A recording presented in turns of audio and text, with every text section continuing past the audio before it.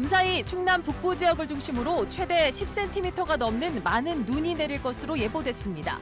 기온도 큰 폭으로 떨어져 내일 아침은 오늘보다 10도가량 낮겠습니다. 여야가 합의한 45일간의 이태원 참사 국정조사 기간 중 20일이 흘렀지만 아직 본격적인 조사는 시작도 하지 못했습니다. 유족들은 또다시 국회를 찾아 성역 없는 조사를 촉구했습니다. 코로나19 확산세가 뚜렷해지고 있습니다. 전국 1일 신규 확진자 수는 8만 6천 명을 넘어섰고 대전과 세종, 충남 지역도 7천 명에 육박해 석 달 만에 최다를 기록했습니다. 여야가 2주택자에 대한 다주택 중과세를 폐지하기로 했습니다. 또 집이 세 채 이상이어도 공시가격이 12억 원이 안 되면 부담을 낮춰주는 안도 협의하고 있습니다.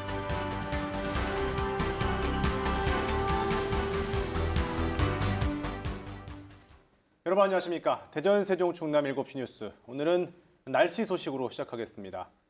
오늘 밤 충청권에 많은 눈이 내릴 것으로 예보됐습니다. 특히 충남 북부 지역에는 최대 10cm의 눈이 쌓일 것으로 보입니다. 밤사이 기온도 크게 떨어져 내일 출근길 기온이 영하 10도를 밑도는 등 강추위가 이어지겠습니다. 한솔 기자입니다. 잔뜩 흐린 하늘 사이로 쌀아기 눈이 쏟아집니다. 우산을 쓴 시민들은 옷깃을 여미며 걸음을 재촉합니다. 눈과 함께 찾아온 강추위 속에 차량 위로 떨어진 눈도 순식간에 얼어붙습니다.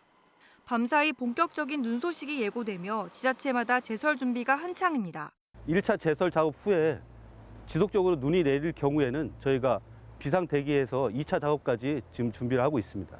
현재 충청 지역 곳곳에 대설특보가 내려진 가운데 특히 충남 북부 지역을 중심으로 최대 10cm의 눈이 쌓일 것으로 예보됐습니다. 이번 눈은 내일 새벽 전 지역으로 확대된 뒤 아침부터 차차 그치겠고 충남 서해안 지역에선 내일 늦은 오후까지 이어지겠습니다. 눈구름과 함께 북쪽에서 밀려온 찬 공기의 영향으로 밤사이 기온도 크게 떨어지겠습니다. 대부분 지역에 한파특보가 내려진 가운데 내일 아침 최저 기온은 영하 13도에서 영하 5도로 오늘보다 10도 이상 낮아지겠습니다. 내일은 한낮에도 영하권을 밑돌며 강추위가 이어지겠습니다. 북서쪽에서 찬 공기가 내려와 오늘 밤부터 대전, 세종, 충남 대부분의 지역에 한파주의보가 내려진 가운데 내일 아침 기온이 영하 10도 내외로 떨어져 춥겠고 중국발 황사의 영향으로 오늘 매우 나쁨 단계까지 올랐던 미세먼지 농도는 밤사이 강한 바람에 흩어져 내일은 보통 수준으로 떨어지겠습니다. 기상청은 쌓인 눈이 영하권 날씨에 얼어붙어 빙판길이 예상된다며 내일 아침 출근길 각별한 주의를 당부했습니다. KBS 뉴스 한솔입니다. 여야가 합의한 이태원 참사의 국정조사 기간 45일입니다. 그 기간이 오늘로 꼭 20일이 흘렀습니다. 하지만 예산안 처리 지연, 또 이상민 행안부 장관 해임 건의안 의결로 이 본격적인 조사는 시작도 하지 못하고 있습니다. 유족들은 오늘 또다시 국회를 찾아 성역 없는 조사를 촉구했습니다. 임종빈 기자가 보도합니다. 이태원 참사 유족들이 또다시 국회를 찾았습니다. 국정조사 기간 45일 중 벌써 20일이 지났지만 아직 제대로 된 본조사 일정도 못 잡고 있다며 성역 없는 조사를 촉구했습니다. 유가족들 중 희생자가 어느 시점에 어떻게 세상을 떠나게 되었고 어떻게 어느 병원으로 이송되었는지 제대로 아는 사람이 없습니다. 특히 이상민 행안부 장관 해임 건의안 의결에 반발해 국조위원 사퇴서를 제출한 국민의힘을 향해선 2차 가해를 멈추고 조사에 성실히 임할 것을 촉구했습니다. 도움이 절실하고 힘도 없는 유가족들을 왜 자꾸 반정부 세력처럼 몰아가는지 정말 이해할 수가 없습니다. 야 3당 소속 국조위원들도 별도 회견을 열어 국정조사 공전의 책임이 여당 측에 있다고 비판했습니다. 제대로 된 일정 협의도 없이 사퇴 의사를 밝혔고 유가족이나 생존자의 청문회 출석도 거부하고 있다고 주장했습니다. 오늘 중으로 특위에 복귀하지 않으면 내일부터 국정조사를 진행하겠다고 압박했습니다. 국정조사 자료 요구에 성실히 제출할 것을 정부에 강력히 요구하며 국민의힘 의원들의 즉각적인 특위 복귀를 재차 촉구한다. 반면 국민의힘은 국정조사가 정치 공세가 될지 먼저 판단해보고 복귀 여부를 결정하겠다고 밝혔습니다. 정말 진실을 밝히기 위한 것인지 아니면 그냥 정치 공세로 그냥 책임 뒤집어 씌우기라든지 이런 프레이밍으로 갈 것인지 그 내용을 보고 판단하려고 합니다. 앞서 여야는 예산안 처리 이후 국정조사에 합의한 바 있는데 정작 예산안 협상은 수일째 진척이 없는 상태입니다. KBS 뉴스 임종빈입니다. 네, 이런 가운데 이태원 참사 유족들을 향한 여당 인사들의 막말과 실언이 잇따르고 있습니다. 한 시의원은 급기야 자식을 팔아 한몫 챙기려 한다는 입에 담기 힘든 주장까지 했습니다. 유족들은 2차 가해를 멈춰달라며 국민의힘에 공식 면담을 요청했습니다. 이유민 기자입니다. 국민의힘 비례대표인 김민아 경남 창원시의원의 SNS 게시물입니다. 이태원 참사 유족을 향해 나라 구하다 죽었냐, 자식 팔아 한몫 챙기자는 수작이라는 거친 표현을 연이어 올렸습니다. 민주당을 겨냥해선 노란 리본 우려먹고 이제 깜장 리본 달고 얼마나 우려먹을까라고 썼습니다. 파문이 커지자 김 의원은 계정을 비공개로 돌리고 공식 사과했지만 그 과정에서 또 다른 논란을 불렀습니다. 유가족 여러분들께 고개 숙여 사과드리며 깊이 반성하겠습니다. 여권 인사들의 2차 가해성 발언, 이번만이 아닙니다. 참사 원인이 압사가 아닌 마약이나 독극물일 수 있다고 주장했던 국민의힘 송원석 의원은 본회의장 단상에 올라 근거 없는 의혹을 주장했습니다.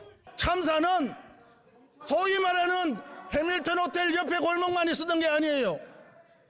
현장에서 직선거리로 무려 300m나 떨어진 곳에도 시신이 있었다고 합니다.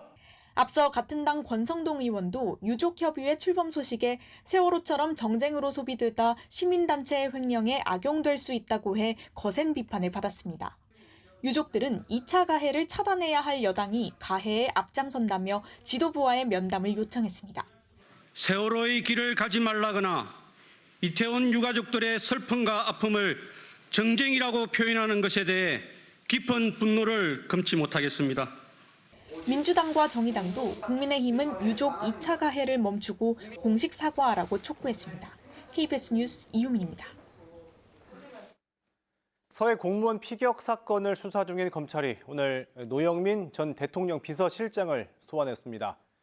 검찰은 노 전 실장이 관계장관 회의에 참석을 했고 또 문재인 전 대통령에게 이 사건을 처음 보고한 핵심 관계자인 만큼 당시 의사결정 과정에 문제가 없었는지 이걸 집중 추궁했습니다. 이화진 기자입니다.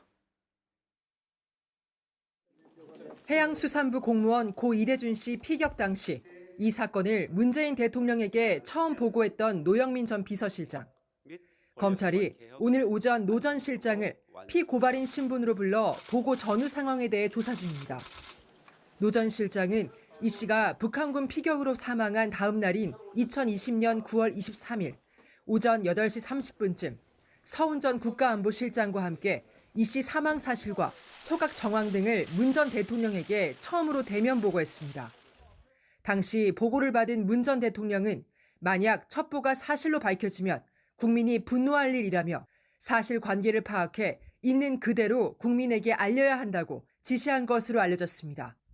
검찰은 노 전 실장을 상대로 대통령 보고 내용과 대통령의 구체적 지시사항, 이행 여부 등을 함께 확인하고 있습니다.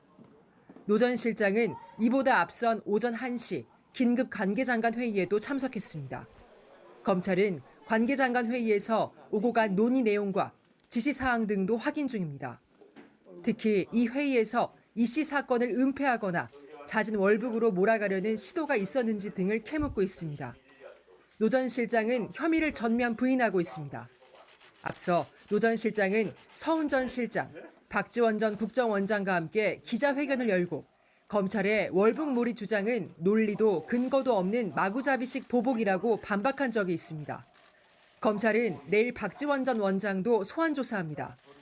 검찰은 박 전 원장이 관계장관 회의에 참석한 뒤 서 전 실장으로부터 보안을 유지하라는 지시를 받고 국정원 문건을 삭제하도록 한 것으로 의심하고 있습니다.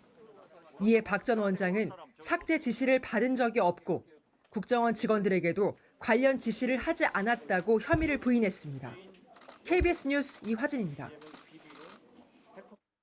네, 이명박 전 대통령이 연말쯤 사면을 받을 것이고 야권에선 김경수 전 경남지사가 복권 없는 사면을 받을 것이라는 언론 보도가 있었습니다. 이런 가운데 김 전 지사가 이 전 대통령 사면에 들러리가 되지 않겠다며 이 사면에 반대한다는 뜻을 밝혔습니다. 이게 어떤 의미인지 박민철 기자가 보도합니다. 윤석열 대통령은 취임 초부터 이명박 전 대통령 사면 가능성을 열어뒀습니다. 20몇 년을 수감 생활을 하게 하는 건 안 맞지 않습니까? 과거의 전례에 비추어서라도. 하지만 사면에 대한 부정적 여론과 낮은 국정 지지율 탓에 광복절 특사 명단에선 빠졌습니다. 이번엔 상황이 다르다는 게 대통령실 분위기입니다. 국민 통합을 위해 이 전 대통령을 포함한 정치인 사면을 단행할 필요가 있다는 겁니다. 시점은 이 전 대통령의 형 집행정지 종료와 맞물리는 오는 28일이 유력하게 검토되고 있습니다. 야권 인사 중에는 내년 5월 만기 출소 예정인 김경수 전 경남지사가 사면 대상으로 거론됩니다. 다만 복권 가능성은 낮다는 게 중론입니다. 대통령실 고위 관계자는 드루킹 사건 때문에 김 전 지사에 대한 보수층 여론이 나쁘다고 분위기를 전했습니다. 복권이 안 되면 김 전 지사는 2028년까지 선거에 출마할 수 없습니다. 대통령실의 공식 발표 없이 언론 보도로 이런 내용이 전해지자 민주당은 반발했습니다. 정치인 사면에 복권을 제외하면 가석방과 다를 바 없다며 구색 맞추기 식으로 김 전 지사를 끼워 넣지 말라고 했습니다. 진정으로 국민 통합을 위해 사면에 나설 것이라면 공정성과 형평성에 맞게 김경수 전 지사의 사면과 복권도 동시에 추진하기 바랍니다. 김 전 지사도 가석방은 원하지 않는다. MB 사면의 들러리가 되지 않겠다는 입장을 전했습니다. 민주당 일각에선 김 전 지사가 이른바 비명 친문계의 구심점이 될 수 있는 만큼 사면이 이재명 대표 체제를 흔들기 위한 의도라는 해석도 나옵니다. KBS 뉴스 박민철입니다. 더불어민주당 이재명 대표가 전국 순회 첫 일정으로 오늘 천안과 대전을 찾았습니다. 이 대표는 시민과 상인들을 직접 만나 민생 경제를 강조하며 지역 민심 다지기에 공을 들였습니다. 조정아 기자가 취재했습니다. 전국을 도는 민생 행보 첫 순서로 충청권을 찾은 더불어민주당 이재명 대표. 시장 내 상점에서 지역사랑 상품권으로 두부를 사고 손님들과 막걸리를 마시며 바닥 민심을 훑었습니다. 시장을 돌다 즉석 연설에 나선 이 대표는 더 나은 삶을 위해 정부가 제 역할을 해야 한다며 정부 여당을 향한 비판의 날을 세웠습니다. 우리 국민들의 삶이 더 팍팍해질 것이라고 누구나 예상합니다. 그러면 대책을 세우고 용기를 북돋우고 길을 열어가는 것이 바로 정치가 해야 될 일입니다. 현재 경제 위기의 원인은 불공정과 양극화 때문이라며 민주당이 초부자 감세라고 지적해온 정부의 새 예산안을 강하게 비판했습니다. 서민들을 위한 예산을 깎으면서 이렇게 말했습니다. 재원이 부족하다. 긴축해야 된다. 그런데 왜 3천억 이상 영업이익 내는 그 초대기업에 대한 법인세를 굳이 깎아주겠다는 겁니까? 이 대표가 대전 충남을 방문한 건 지난 8월 당대표 취임 뒤 처음입니다. 하지만 지역 현안에 대한 언급은 없었는데 민주당은 이번 방문이 내년도 예산안과 당의 주요 입법 사항을 직접 설명하는 자리라고 설명했습니다.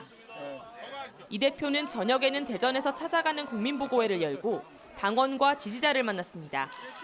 민주당은 내일은 세종에서 현장 최고위원회를, 충북에서 타운홀 미팅을 연 뒤 1박 2일간 충청 일정을 마무리할 예정입니다. KBS 뉴스 조정아입니다. 이렇게 세우는 것 아닙니까? 이번 코로나19 겨울 재유행이 심상치 않습니다. 오늘 0시 기준 신규 확진자 수 8만 명대까지 올라갔는데요. 지난 9월 이후 석 달 만에 최대치입니다. 이달 안에 나온다는 실내 마스크 착용 의무 조정 방침에도 변수가 될 것으로 보입니다. 임주영 기자입니다. 코로나19 신규 확진자 수가 8만 명을 넘어서며 약 석 달 만에 가장 많은 것으로 집계됐습니다. 중앙방역대책본부는 오늘 0시 기준 코로나19 신규 확진자가 8만 6,852명이라고 밝혔습니다. 2만 명대를 기록했던 어제보다 약 3.8배 증가한 수치로 주말 이후 진단검사 건수가 늘어난 점을 감안해도 증가폭이 큰 편입니다.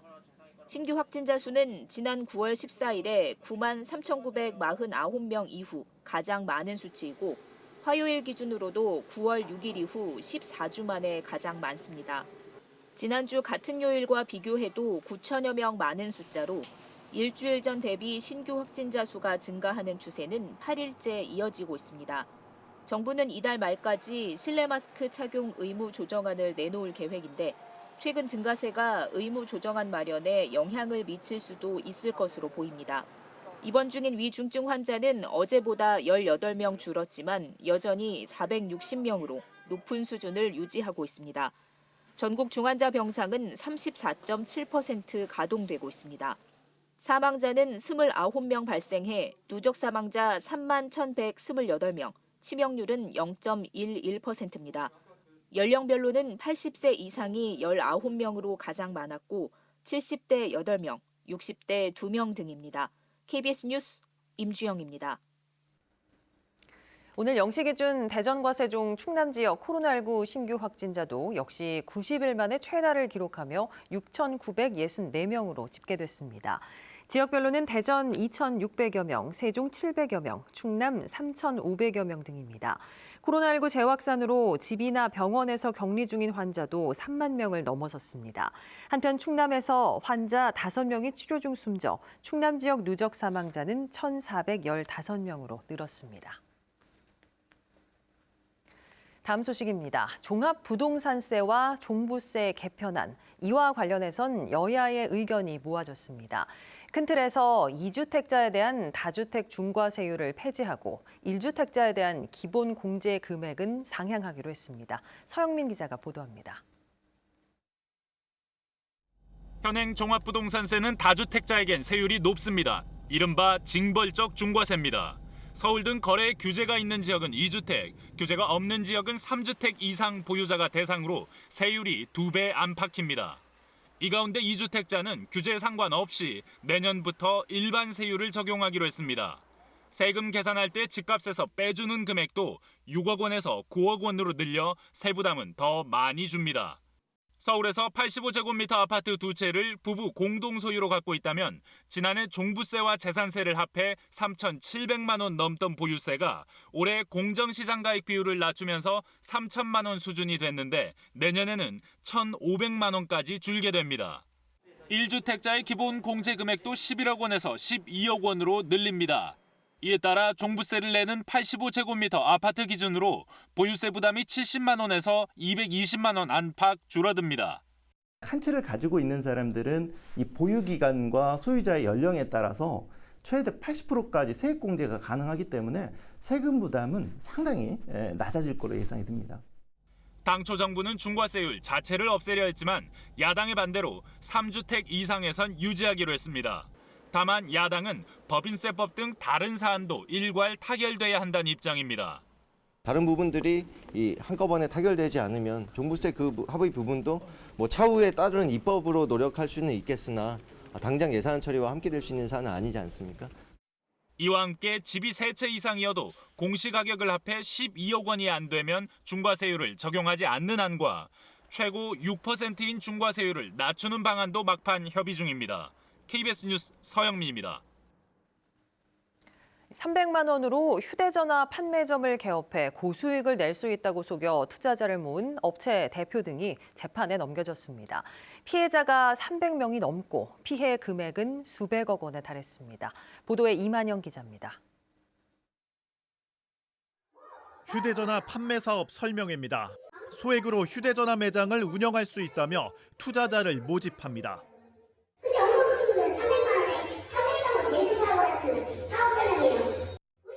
통신 전문가가 매장 개설과 운영을 전담하고 통신사와는 대형 가전 판매점과 같은 혜택을 약속받았다며 수익을 장담합니다.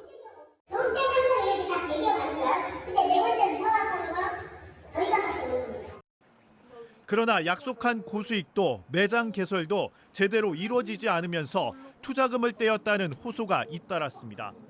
그때 바로 쓰러져갖고 벌써 3년 됐어. 애들한테 손 벌리는 것도.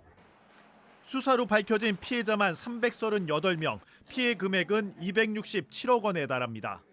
검찰은 이들이 투자금을 받아 다른 투자자들에게 수익금으로 지급하는 이른바 돌려막기식 운영을 해 처음부터 수익 보장이 불가능했다고 봤습니다. 더욱이 상권 분석과 매장 운영의 전문성도 갖추지 못한 데다 통신사와의 우대 혜택도 사실과 달랐다고 밝혔습니다. 검찰은 투자사 대표 등 3명을 사기 등의 혐의로 재판에 넘겼고 모집책 등에 대해서도 수사가 진행되고 있습니다. KBS 뉴스 이만영입니다.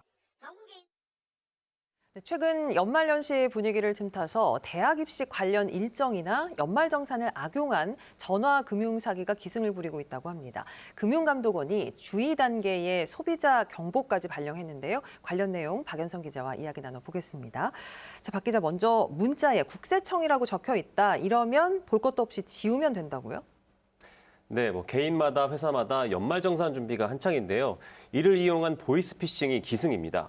질문에 답변을 먼저 드리면 볼 것도 없이 지우시면 됩니다. 예. 국세청 이름으로 오는 문자들은 링크를 누르면 소득공제 요건이나 환급금을 미리 알려준다는 등의 정보를 믿기로 하는데요. 링크를 누르면 휴대전화에 악성 앱이 깔리면서 피싱범이 원격으로 내 휴대전화를 조종할 수 있게 됩니다. 내 휴대전화의 통제권이 피싱범에게 넘어가게 되면 각종 피해에 노출될 가능성이 있죠. 국세청은 연말정산을 비롯해 시민 개인에게 절대 메시지나 전화하지 않는다는 걸 기억하시고 피싱 피해 당하지 않게 주의하셔야 합니다. 예, 수능 성적표도 배부가 됐고요. 시기가 시기인 만큼 학부모들과 수험생의 어떤 불안 심리를 악용한 수법도 있다고 하는데 어떤 겁니까? 네, 수법은 비슷하죠. 뭔가 이 문자를 누르면 너희가 궁금해하는 정보를 알 수 있어. 합격 소식을 들을 수 있어 하면서 손가락을 유혹하는 건데요.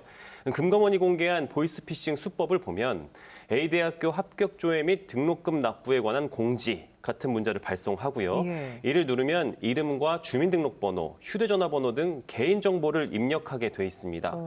여기에 입학 확정을 목적으로 등록금 예치금을 납부하라며 자금 이체를 유도하는데요.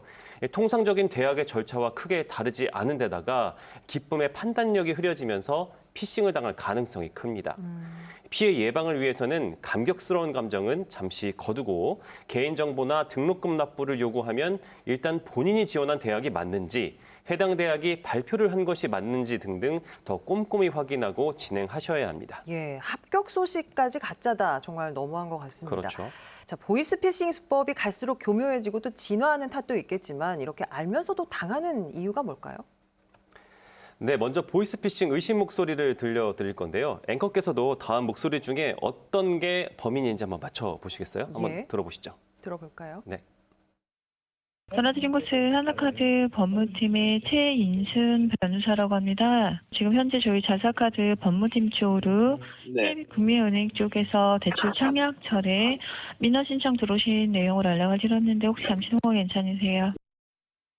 전라도 광주 출신의 42세 여성 문희경이라는 분은 아시는 분이십니까? 아니요, 모르는 사람이에요. 왜냐하면 저희 수사과에서 문희경으로 인한 금융 사기단을 검거했는데요. 네, 검거 현장에서 대량의 신용카드와 대포 통장들이 지금 압수가 되었고요. 고객님의 소득만을 담보로 해서 대출이 나가시기 때문에 그와 관련해서 대출 계약 수상의 2가지 특약사항이 포함될 텐데요.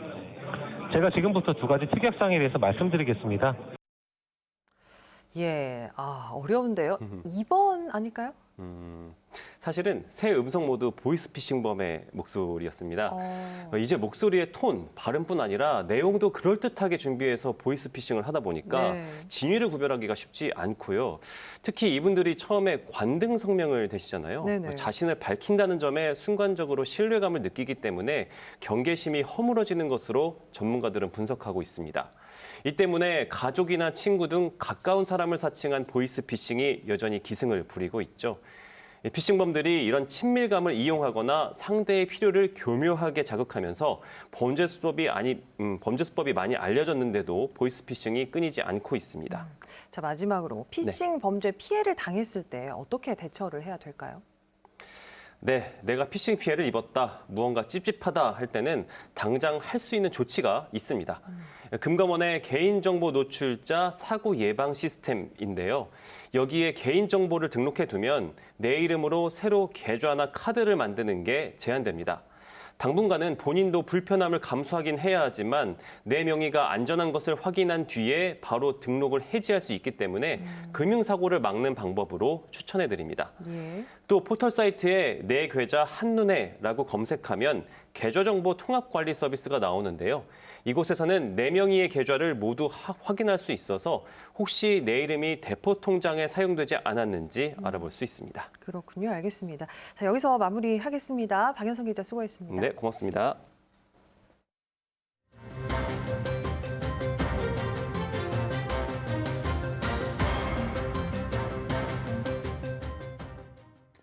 최근 10년 동안 대전 제조업 가운데 바이오 헬스 업종과 반도체 업종이 나홀로 성장세를 보이고 있습니다. 수출 효자 업종으로도 자리를 굳혔는데 이 반도체 산업을 대전시의 주력 산업으로 키우기 위해서 무엇이 더 필요할지 이용순 기자가 취재했습니다. 지난해 대전의 반도체 부분 수출액은 9억 달러, 수출 비중이 18%를 차지하며 최대 수출 업종이 됐습니다. 올해 들어서도 지난해보다 31%의 수출 신장세를 보일 정도로 국내보다는 해외 판로망이 커지고 있습니다. 선진국과의 경쟁도 있지만 대전시의 첨단 기술 기업들이 가지고 있는 특성으로 볼 때는 계속 더 늘어날 것이라고 생각합니다. 대전 지역 반도체 기업은 20여 개사, 카이스트와 정부 출연 연구소 출신이 창업한 사례가 많습니다. 반도체 기업 종사자들은 1000여 명으로 3년 전부터 수출 증가세와 맞물려 고용 인원이 크게 늘었습니다. 반도체 기업인들이 가장 필요로 하는 건 반도체 기술과 제품 성능을 시험할 수 있는 기업체 전용 테스트베드입니다. 엔지니어들이 같이 한 군데 한 장소에서 모여서 장비를 개발하고 이제 테스트할 수 있는 이른바 테스트베드가 있으면 좋겠다라는 생각을 좀 많이 가지고 있고요. 이와 함께 지역대학과 대전시에 반도체 인력 양성을 요구한 상태입니다. 카이스트가 반도체 계약학과를 개설했지만 졸업과 동시에 대기업 취업이 유력한 만큼 지역에서 일할 전문 인력이 필요하다는 겁니다. 대전시는 지역대학과 함께 전문 인력 양성 프로그램을 준비 중이라며 스타트업들이 생산 설비를 가동할 수 있는 반도체 특화단지 조성을 서두르고 있다고 설명했습니다. KBS 뉴스 이용순입니다. 네, 이 공주시의 농산물 수출액이 코로나19 사태 와중에도 5년 새 6배 넘게 늘었습니다. 공주시는 이 돈이 되는 농업만이 소멸 위기에 빠진 농촌의 살 길이라고 보고 수출에 더 매진하기로 했습니다. 보도에 서영준 기자입니다. 직원들이 수출용 배를 꼼꼼히 선별합니다. 선별한 배는 검역을 거쳐 대만에 수출할 컨테이너 차량에 곧바로 선적합니다. 이번에 선적하는 물량만 15kg짜리 1080상자, 16톤에 달합니다. 현재는 대만으로만 배 수출을 지금 하고 있지만 그게 베트남하고 태국도 지금 판로 개척을 공주시하고 지금 협의 통해서 지금 개척을 하고 있습니다. 공주시 농산물 수출이 해마다 급성장하고 있습니다. 2017년 2천만 달러도 안 되던 것이 해마다 급증해 올해 들어 지난 10월까지 1억 2,600만 달러에 달합니다. 5년 만에 6.4배 성장했고 수출국도 37개국에 달합니다. 기업들의 노력도 있었지만 공주시의 적극적인 시장 개척 활동이 큰 역할을 했습니다. 공주시 특산물인 담을 이용해 청국장과 고추장을 만드는 이곳도 까다롭기로 유명한 미국 시장을 뚫었습니다. 해외로 좀 나가고 싶다라는 그런 말을 여러 차례 했었습니다. 그러다 보니까 유통가에서 그러면은 어떠한 판로 개척 차원에서 저희한테 이러이러한 어떠한 제안을 해주셔서 공주시는 돈 되는 농업만이 소멸 위기에 농촌이 살 길로 보고 수출 확대에 더 매진할 방침입니다. 이를 위해 수출국을 다변화하고 수출이 많은 식품 기업 유치에 공을 들이고 있습니다. 이런 거를 추진하다 보면 젊은 세대들이 올 수도 있는 거고 그렇게 하다 보면 돌아오는 농촌, 돈이 되는 농촌, 도농복합도시로서의 장점을 살려서 이렇게 추진을 하려고 하고 있습니다. 수출을 통한 소득 증대, 이를 통해 돌아오는 농촌을 만드는 것이 소멸 위기의 농촌을 살릴 해법으로 주목받고 있습니다. KBS 뉴스 세용준입니다.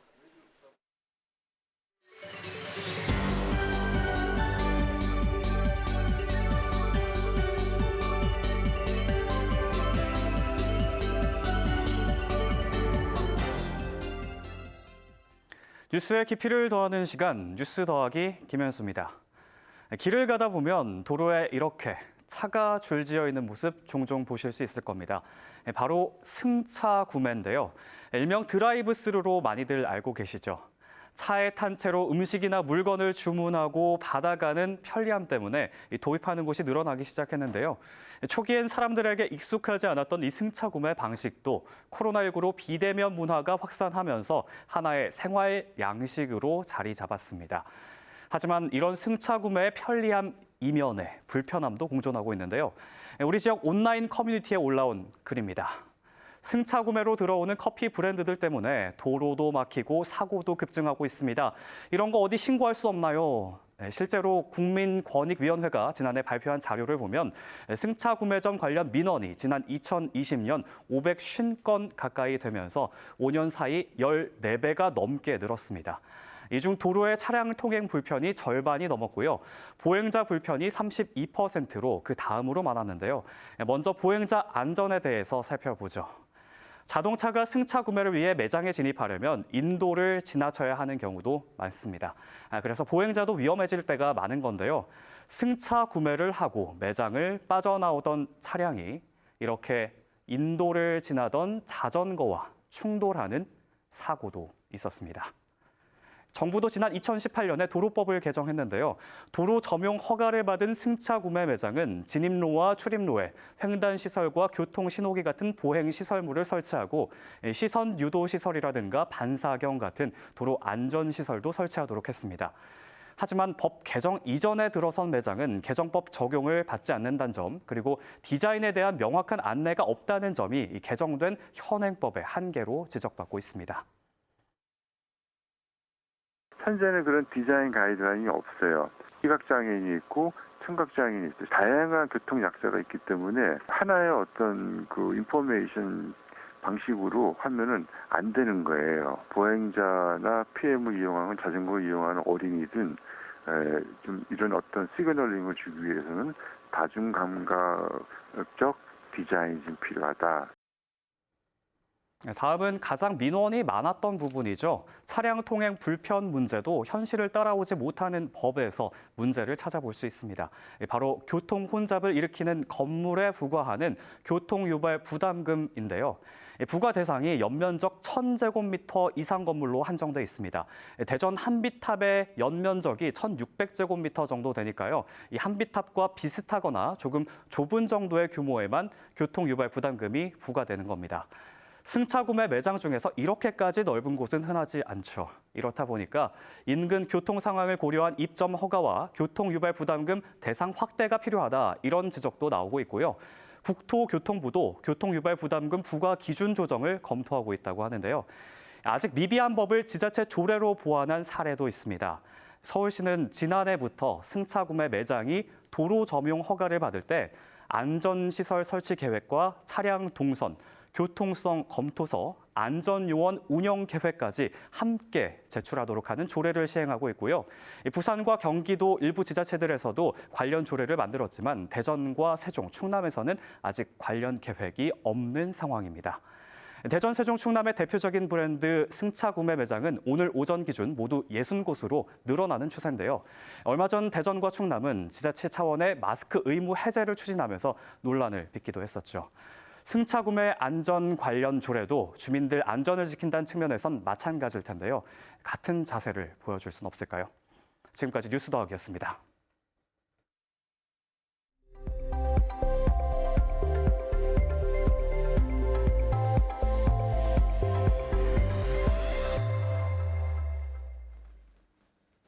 최근 전국 곳곳에서 꿀벌들이 집단으로 사라지거나 폐사하는 사례가 잇따르고 있습니다. 더 큰 문제는 아직까지 원인을 알 수 없어서 대책도 세울 수 없다는 건데요. 양봉농가에서는 꿀벌들이 사라지는 것을 속수무책으로 지켜보고만 있습니다. 박지은 기자입니다. 세종시에 있는 이 양봉농가는 최근 꿀벌 수가 갑자기 줄어 200통 넘던 벌통이 30개로 줄었습니다. 최근 3년 연속 꿀벌 개체 수가 크게 줄어 아예 양봉 사업을 접어야 하는 건 아닌지 걱정입니다. 거의 다 사라져서 거의 한 20, 30통 정도 지금 남아있는 그런 실정입니다. 지금 현재 상황을 어떻게 해결을 하고 어떻게 또 내년에 운영을 해 나갈지.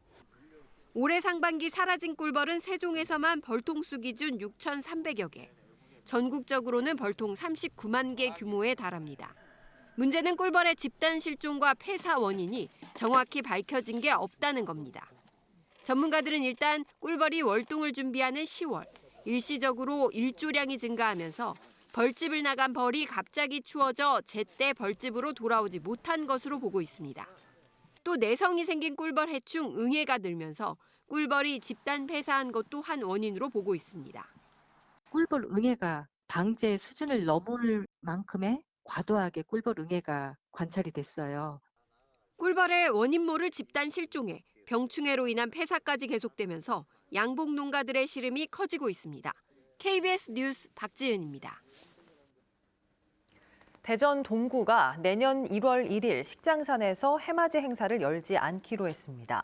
동구는 대규모 인파로 인한 안전사고 예방과 코로나19 확산을 막기 위해 이같이 결정했다고 밝혔습니다. 식장산 해맞이 행사는 2020년까지 매년 개최됐지만 지난해와 올해 코로나19 영향으로 열리지 않았습니다. 대전 대덕경찰서는 직장 동료에게 흉기를 휘두른 혐의로 30대 남성 A씨를 붙잡아 조사하고 있습니다. A씨는 오늘 오후 1시쯤 대전시 신일동 산업단지 내 도로에서 30대 여성 동료 B씨를 흉기로 찌른 혐의를 받고 있습니다. B씨는 인근 병원에서 치료를 받고 있으며 생명에는 지장이 없는 것으로 전해졌습니다. 경찰은 A씨를 상대로 사건 경위를 조사하고 있습니다.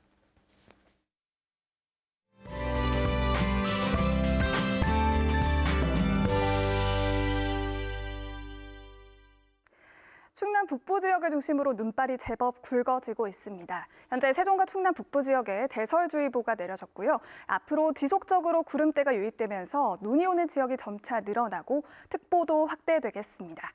이번 눈은 내일 오후에 대부분 그치겠습니다. 예상되는 눈의 양은 충남 북부 지역 10cm 이상, 대전과 충남 남동 내륙에 1에서 5cm, 그 밖의 지역은 최고 8cm가량입니다. 밤사이 북쪽에서 찬 공기가 내려오면서 내일은 올겨울 가장 강력한 한파가 찾아오겠습니다. 대전의 아침 기온이 영하 9도, 계룡은 무려 영하 13도까지 뚝 떨어지겠고요. 낮에도 영하에 머무르면서 매서운 강추위가 기승을 부리겠습니다.